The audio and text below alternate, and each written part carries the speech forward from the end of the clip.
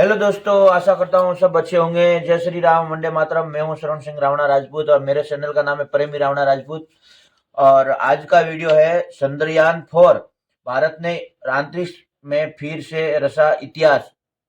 देखते हैं वीडियो। आपका क्या कहना है? नमस्कार, मेरा नाम है सुजाता देवी रावणा राजपूत। हमारे चैनल को लाइक शेयर जरूर करना। आज का वीडियो है चंद्रयान-4, भारत ने अंतरिक्ष में फिर से रचा इतिहास। इसके बारे में आज का वीडियो। चलते हैं वीडियो की तरफ, पढ़ते हैं।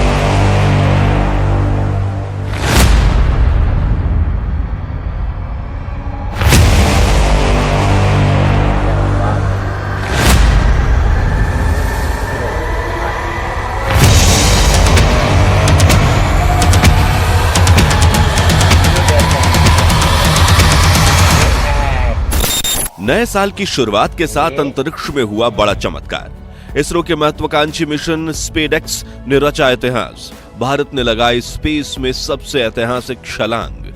चीन और अमेरिका हैरान, रूस परेशान। जी दोस्तों, चंद्रयान-3 मिशन की बड़ी सफलता के बाद इसरो ने एक और नया कीर्तिमान रच दिया है और इस बार इसरो अंतरिक्ष में जो कारनामा करने जा रहा है उसमें आज तक दुनिया के सिर्फ 3 देश यानी रूस, अमेरिका और चीन सफल हो पाए हैं। और अब जल्द ही इस लिस्ट में भारत का नाम भी शुमार होने वाला है, क्योंकि इसरो ने अपने सबसे पहले डॉकिंग अनडॉकिंग मिशन स्पेसएक्स को लॉन्च किया है। और 30 दिसंबर की रात 10 बजे जब वर्ष 2024 को अलविदा कहते हुए इसरो का PSLV C-60 रॉकेट इस मिशन को लेकर अंतरिक्ष की तरफ रवाना हुआ तो पूरी दुनिया हैरान रह गई, क्योंकि आत्मनिर्भर भारत की अंतरिक्ष एजेंसी इसरो ने एक स्वदेशी तकनीक डेवलप की है, जिसे इतनी कम कीमत पर डेवलप करने के बारे में अमेरिका और चीन तो सोच तक नहीं सकते। लेकिन अंतरिक्ष में इसरो ने ऐसा कौन सा कीर्तिमान रच दिया है जिसका डंका पूरी दुनिया में बज रहा है, और क्यों खास है 7 जनवरी की वो तारीख जो अंतरिक्ष में भारत का भविष्य तय करने वाली है, जानेंगे इस वीडियो में। लेकिन उसके पहले हर भारतीय वीडियो को लाइक करके कमेंट बॉक्स में जय हिंद जरूर लिखिए। दोस्तों, भारतीय स्पेस एजेंसी इसरो अंतरिक्ष में बड़ा कीर्तिमान रचने वाली है। चंद्रयान-3 और गगनयान के टेस्टिंग मिशन की सफलता के बाद इसरो ने स्पेस में बड़ी छलांग लगा दी है और महज कुछ घंटों में इसरो गोली की रफ्तार से भी 10 गुना तेज यानी करीब 28,000 किलोमीटर प्रति घंटे की रफ्तार से उड़ रहे 2 सैटेलाइट स्पेसक्राफ्ट को एक दूसरे से जोड़ने वाली है। जी हाँ, इसलिए इस मिशन का नाम रखा गया स्पेसएक्स यानी स्पेस डॉकिंग एक्सपेरिमेंट, जिसमें डॉकिंग का अर्थ है जोड़ना। साल 2024 को अलविदा कहते हुए इसरो ने अपने इस 10वें मिशन को सक्सेसफुली लॉन्च कर दिया है। लेकिन क्या है स्पेसएक्स मिशन, इसकी शुरुआत कैसे हुई और क्यों ये मिशन भारत के भविष्य को लिखने वाला है, चलिए जानते हैं। 30 दिसंबर की रात 10 बजे इसरो ने अपने बाहुबली रॉकेट PSLV C-60 को लॉन्च किया, जिसमें 2 स्पेसक्राफ्ट थे। पहला टारगेट यानी लक्ष्य, दूसरा चेजर यानी कि पीछा करने वाला। आपको बता दें कि 220 किलोग्राम के इन 2 सैटेलाइट्स को एक ही रॉकेट के जरिए अंतरिक्ष में ले जाया गया, जहां उन्हें पृथ्वी की 470 किलोमीटर की ऑर्बिट में अलग अलग छोड़ दिया गया। और 7 जनवरी के दिन ये दोनों एक दूसरे के साथ जुड़ने वाले हैं। अब ये स्पेसक्राफ्ट्स कहां हैं और ये एक दूसरे से कब जुड़ने वाले हैं, ये जानने से पहले हम ये जानते हैं कि इन्हें 2 टुकड़ों में लॉन्च करने की जरूरत क्यों पड़ी और इसमें रिस्क कितना है। तो देखिए, ये बिल्कुल वैसा है जैसे ट्रेन के 2 डब्बों को जोड़ा जाता है। जब ट्रेन खड़ी होती है तो इन डब्बों को जोड़ना आसान होता है, लेकिन अगर आपको 120 किलोमीटर की रफ्तार से चलती हुई 2 ट्रेन को जोड़ने के लिए कहा जाए तो रिस्क बढ़ जाता है। शायद दोनों ट्रेन से एक दूसरे से टकराकर उल्टी भी हो जाएं। लेकिन इसका फायदा ये है कि बिना रुके दोनों ट्रेन्स एक दूसरे से जुड़ने के एक बड़ी ट्रेन बनाएंगी, जिससे पैसेंजर आसानी से पैर फैलाकर बैठ पाएंगे। ठीक वैसे ही अगर हम स्पेसक्राफ्ट को धरती से ही तैयार करके भेजते हैं तो वो काम आसान है, लेकिन अगर इन्हें अंतरिक्ष में जोड़ने की बात की जाए तो बड़ी से बड़ी स्पेस एजेंसी के पसीने छूट जाते हैं, क्योंकि अंतरिक्ष में उड़ने वाले स्पेस क्राफ्ट ट्रेन की तरह 100 या 120 किलोमीटर की रफ्तार से नहीं उड़ते, बल्कि इनकी रफ्तार 7.8 किलोमीटर प्रति सेकंड यानी करीब 28,000 से 30,000 किलोमीटर प्रति घंटे की होती है। ऐसे में इन दोनों अंतरिक्ष यानों को एक दूसरे के साथ जोड़ना किसी चमत्कार से कम नहीं है, क्योंकि छोटी सी गलती भी बड़े हादसे को अंजाम दे सकती है। इसलिए इसे सबसे रिस्की मिशन कहा जा रहा है। लेकिन ये डॉकिंग प्रोसेस स्पेस मिशंस के लिए उतनी ही जरूरी है जितने इंसान के लिए पीने का पानी और गाड़ी चलाने के लिए ईंधन, क्योंकि एक स्पेसक्राफ्ट जितना वजनदार होता है उसे अंतरिक्ष में ले जाने के लिए उससे 10 गुना ज्यादा पावरफुल और बड़े रॉकेट की जरूरत पड़ती है।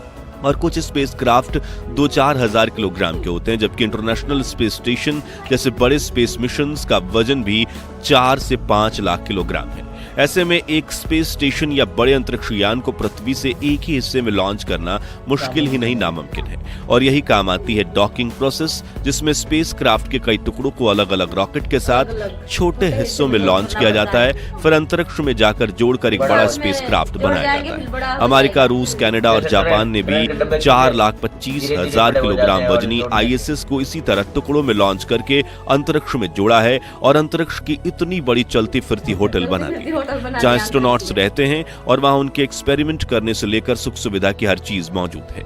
अब आपके दिमाग में सवाल आ रहा होगा कि बड़े ऑब्जेक्ट्स तो ठीक हैं, लेकिन 220 किलोग्राम की 2 छोटी सैटेलाइट्स लॉन्च करके उन्हें एक दूसरे से जोड़ने की क्या जरूरत थी? 440 ग्राम की एक सैटेलाइट भी तो लॉन्च की जा सकती थी ना।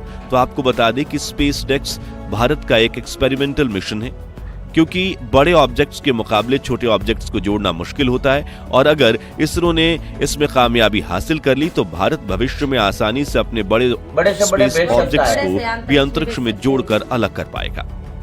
और इसी डॉकिंग अनडॉकिंग प्रोसेस पर भारत के अगले 2 बड़े मिशन यानी चंद्रयान 4 और भारत स्पेस स्टेशन निर्भर है, क्योंकि जहां चांद से मिट्टी लाने वाले चंद्रयान 4 को 2 हिस्सों में लॉन्च किया जाना है, वहीं अपना स्पेस स्टेशन बनाने के लिए भारत को दर्जनों बार अंतरिक्ष में डॉकिंग करनी पड़ेगी, जिसके पहले एक्सपेरिमेंटल मिशन करना जरूरी है, क्योंकि वो बहुत महंगे मिशन है। जहां चंद्रयान 4 मिशन की कॉस्ट 2000 करोड़ रुपए है, वहीं भारतीय अंतरिक्ष स्टेशन की लागत करीब 21,000 करोड़ रुपए है, जबकि स्पेसडेक्स मिशन को 330 करोड़ रुपए की लागत से लॉन्च किया गया है। और यही मिशन स्पेस फील्ड में भारत का भविष्य लिखने वाला है, क्योंकि इसकी सफलता से चंद्रयान 4 और भारत के स्पेस स्टेशन मिशन की स्पीड बढ़ जाएगी और वो जल्द लॉन्च हो जाएंगे। जिसके बाद चंद्रयान 5 मिशन में भी डॉकिंग प्रोसेस अहम भूमिका निभाएगी, जिसमें हमारे भारतीय एस्ट्रोनॉट्स चांद पर कदम रखेंगे।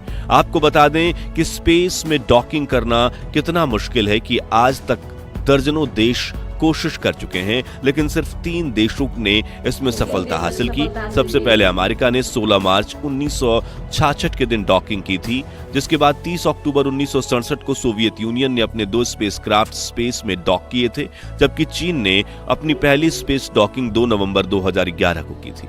हालांकि डॉकिंग में महारत हासिल करने के बावजूद कई बार इन तीनों देशों की भी डॉकिंग फेल हो चुकी है। ऐसे में इसरो का ये पहला डॉकिंग मिशन काफी ज्यादा रिस्की है और इसमें सफलता हासिल करते ही भारत दुनिया का वो चौथा देश बन जाएगा जो अंतरिक्ष में स्पेस डॉकिंग करने की काबिलियत रखता है, और वो पहला देश भी बनेगा जिसने इतने कम दाम में स्वदेशी डॉकिंग तकनीक विकसित कर ली है। अब बात करें कि स्पेसडेक्स के ये दोनों स्पेसक्राफ्ट कहां हैं, वो कब और कैसे एक दूसरे के साथ जुड़ेंगे, तो देखिए 30 दिसंबर की रात PSLV रॉकेट ने इन दोनों स्पेसक्राफ्ट को पृथ्वी की 470 किलोमीटर लंबी कक्षा में अलग अलग करके छोड़ा, जिसमें आगे वाले टारगेट स्पेसक्राफ्ट की वेलोसिटी यानी रफ्तार को थोड़ा ज्यादा बूस्ट दिया गया, जिससे दोनों के बीच करीब 20 किलोमीटर का डिस्टेंस हो गया, जिससे तकनीकी रूप से फॉर रेंडजवस नाम से जाना जाता है, जिसमें दोनों टुकड़ों को एक दूसरे से कुछ किलोमीटर दूर इसलिए छोड़ा जाता है जिससे वो अपनी ऑर्बिट में सेट हो जाएं और जल्दबाजी में डॉकिंग करने के चक्कर में कोई गड़बड़ी ना। और पहले 2 दिन इन स्पेसक्राफ्ट ने अपनी ऑर्बिट में एक जैसी रफ्तार पर चलना जारी रखा है, लेकिन फिर चेजर यानी कि पीछे वाले हिस्से को रफ्तार इसरो ने धीरे धीरे बढ़ानी शुरू की, जिससे ये डिस्टेंस पहले 20 में से 18 किलोमीटर हुआ और फिर 15, 10, 5 ऐसे करके कम होता जा रहा है। और इसरो चीफ एस सोमनाथ के मुताबिक 7 से 8 जनवरी के बीच ये डिस्टेंस कम होकर पहले 500 मीटर होगा, फिर 250 मीटर, फिर 15 मीटर और आखिर में 3 मीटर की दूरी पर आने के बाद इनकी डॉकिंग प्रोसेस शुरू होगी। और इसरो द्वारा रिलीज किए गए इस एनिमेशन में आप देख सकते हो कि कैसे रोबोटिक आर्म्स और हुक्स की मदद से इन दोनों स्पेसक्राफ्ट को जोड़ा जा रहा है। डॉकिंग प्रक्रिया को सटीक तरीके से परफॉर्म करने के लिए इसरो ने इसमें कई सेंसर्स लगाए हैं, जिन्हें स्वदेशी रूप से भारत में ही बनाया गया है, और धरती पर डॉकिंग के कई ट्रायल भी किए गए हैं। खैर, डॉकिंग के बाद इन दोनों स्पेसक्राफ्ट की रगों में बिजली दौड़ जाएगी, यानी इलेक्ट्रिक पावर ट्रांसफर करके ये देखा जाएगा कि दोनों के कंपोनेंट्स एक साथ काम कर रहे हैं या नहीं। साथ ही इसमें इंटर सैटेलाइट कम्युनिकेशन लिंक भी स्थापित होगी, जिसके बाद कमांड सेंटर में बैठे इसरो के वैज्ञानिक एक स्पेसक्राफ्ट से दूसरे स्पेसक्राफ्ट के किसी इक्विपमेंट को काम करने का ऑर्डर देंगे, ताकि ये चेक किया जा सके कि दोनों हिस्से जुड़ने के बाद एक कंप्लीट हिस्सा बन रहा है या नहीं। और सभी प्रोसेस पूरी होने के बाद आखिर में इन्हें अलग कर दिया जाएगा, जिसे अनडॉकिंग की प्रक्रिया कहते हैं। इस अनडॉकिंग के बाद चेजर की रफ्तार थोड़ी घटाई जाएगी, जबकि टारगेट की रफ्तार बढ़ा दी जाएगी, जिससे इन दोनों के बीच एक बार फिर से डिस्टेंस बढ़ जाएगी और दोनों इसी ऑर्बिट में घूमते रहेंगे।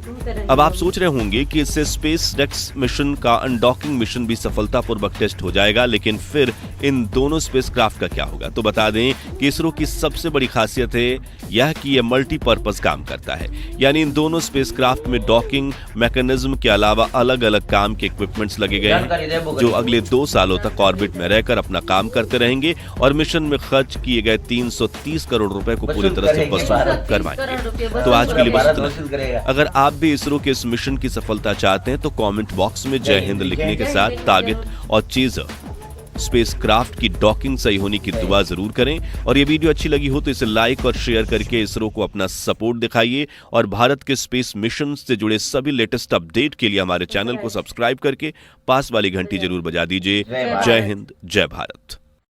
हेलो दोस्तों, ये वीडियो खत्म हो गया है और देखो इसरो ने चंद्रयान 4 भी लॉन्च कर दिया है और 7 तारीख 8 तारीख को भी वो अटैक्स होगा अपने अपने पार्ट से कनेक्ट हो जाएगा। हाँ, कनेक्ट हो जाएगा। तो देखते हैं 7-8 तारीख को। 7-8 तारीख आप भी देखते रहे, आप भी देखते रहना। हाँ, और हमारा वीडियो कैसा लगे है कमेंट बॉक्स में जरूर बताना लिख के।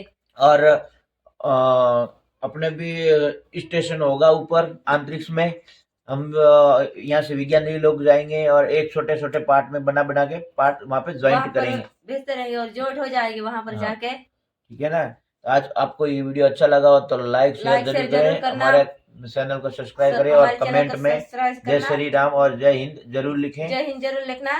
तब तक के लिए नमस्कार, अगले वीडियो में मिलते हैं। Good bye.